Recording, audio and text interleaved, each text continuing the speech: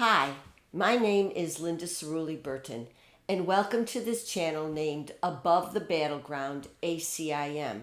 Now today what I thought I wanted to address was the issue of making decisions. Like, I've made decisions that were just pretty crappy, for lack of a better word. What about being able to make a different decision? A Course in Miracles might call it instead choosing once again. So, Above the Battleground is based on the teachings of a spiritual self-study path known as A Course in Miracles. I've been a student of A Course in Miracles since 1992, and over this past year have been consumed with the idea of sharing insights and lessons from A Course in Miracles in order that they would go deeper inside me and maybe be of some benefit to you. So, one of the most shocking elements of A Course in Miracles that I really had to get was that Jesus on the spiritual path is not talking to Linda as a physical, psychological identity born to particular parents in a particular city, in a particular state, in a particular country. That is not who Jesus is talking to. Instead, I had to come to the realization that it is the decision maker in my mind that Jesus is addressing. So I've often spoken, in fact, the bench on the top of the battleground is where the decision maker can rest. You know, pull oneself out of the ego mind to get to the bench so that Jesus and the Holy Spirit can help me make another choice. A choice for the right mind, a choice for the Holy Spirit. So this is not necessarily where I want to deal with the issue of reincarnation, which, by the way, A Course in Miracles does not take a stand on. If it's helpful to you to believe in reincarnation, then it can be an enormously a supportive tool.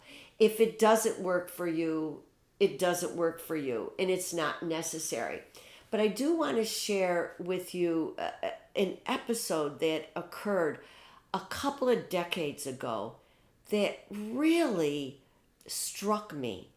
I was in a big Course in Miracles circle at an area church. I mean, it was really a big one. And when the class was over, a man on the other side of the circle came walking over to me, and he said, "Linda, I had a vision of you."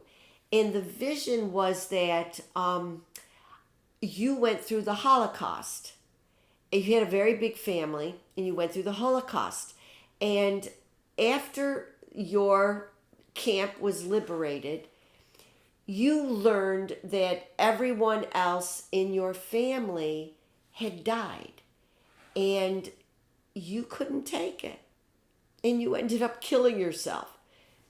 Now, I'm going to say that I would imagine that for most people, hearing that story would have been devastating. But no, not for me.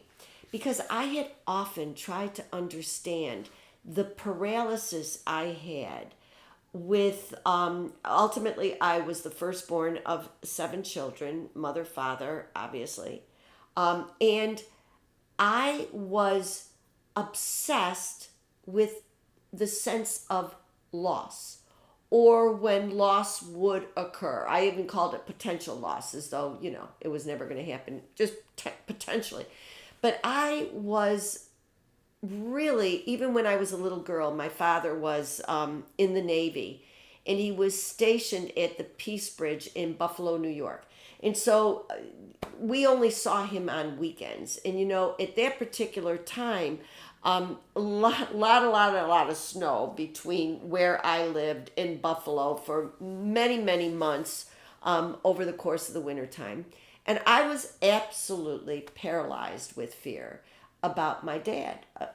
Would something happen to him? Would he be okay? Would he be able to drive safely? Would a truck hit him? Blah, blah, blah, blah, blah. But I mean, to the point of really pathetic. A little girl who was absolutely pathetic.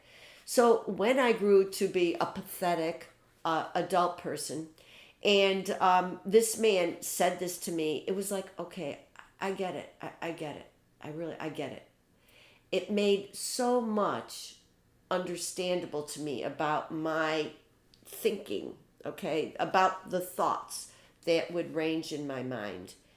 So anyway, with that in mind, when my family came up on a particular year, it started in 2016, I hadn't realized how much loss we had not experienced. I mean, we had lost grandparents, yes, but so much loss had not occurred.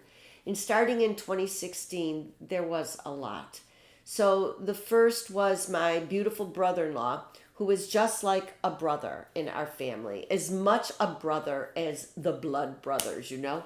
So he passed away. And then a couple months later, my mom passed away. And then later, my husband passed away. And then my father passed away. And then my brother Mike passed away. And shortly on the heels of losing Michael, within a couple weeks, our surrogate mother passed away. And this was sort of in a compressed period of time. And I can honestly tell you that what that man had said to me about my response to loss really governed my responses to these losses. And I realized how blessed I was that they had been in my life, how filled up with love I was over the blessings they had brought into my life. And I feel like I was able to transcend those feelings of total despair that I had operated in my wrong mind, maybe in a previous life, and now I could choose again. I could choose a different response. And I wanted to share a reading from A Course in Miracles that brings this home, and it's actually Choose Once Again is the section. Trials are but lessons that you failed to learn, presented once again. So where you made a faulty choice before, you now can make a better one, and thus escape all pain that what you chose before has brought to you. In every difficulty, all distress, and each perplexity, Christ calls to you and gently says, "My brother, choose again." He would not leave one source of pain unhealed, nor any image left to veil the truth. Now, I am sharing with you an episode that would call for reincarnation, right? Obviously, in this particular lifetime, I am not a participant in a Holocaust, as far as I know so far. Anyway, but there could be choices that I made in my mind, choosing either the ego, choosing spirit in my own lifetime, and I can make a decision to choose again. Was I incredibly unkind to someone who really needed kind attention?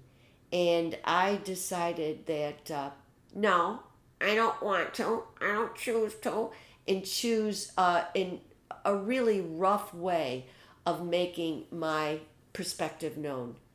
Could I now choose again to be kind, If I needed to be firm, but firm within kindness, can I choose again? And yes, yes, I can. The decision maker in my mind can choose against the ego, against the wrong mind, and instead choose the Holy Spirit, choose love, choose kindness. I can do it. This time around, I can do it. So thank you so much for joining me. I appreciate it.